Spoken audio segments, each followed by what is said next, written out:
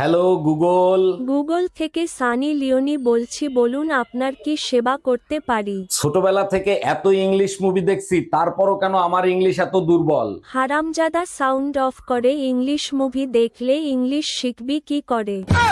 এখন বাপের বাড়ি যাও না কেন? গরম আসলে দি বাপের বাড়ি যাওয়ার জন্য লাফাও। আরে অরুণ ভাই, কি হয়েছে? ভাবির সাথে কি নিয়ে ঝগড়া করতেছেন?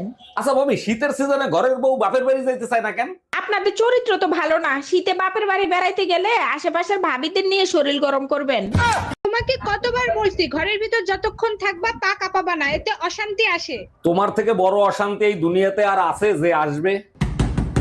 এই অসময় আবার কে আসলো? দেখো তো দরজা খুলে। অসময় কে আর আসবে? খয়রাতি আসছে। খয়রাত দেবো না, মাফ করেন। জামাই দরজা খোলো, আমি খয়রাতি না, আমি তোমার শাশুড়ি। অরুণ ভাই, গরমের দিনে আপনি আর ভাবি যে পরিমাণ ঝগড়া করেন, শীতের দিনে করেন না কেন? দেখেন ভাবি, শীতের সিজনটা হলো রোমান্টিক সিজন, তাই ঝগড়া করি না। অরুণ ভাই, হজম করতে পারলাম না, কসম কেটে বলেন কেন ঝগড়া করেন না? এই শীতের ভিতর যারা থাল বাসন ধুইতে পারে তারা স্বামীরেও ধুইতে পারে, শীতের ব্যথা ওষুধ খাইলেও যায় না ভাবি।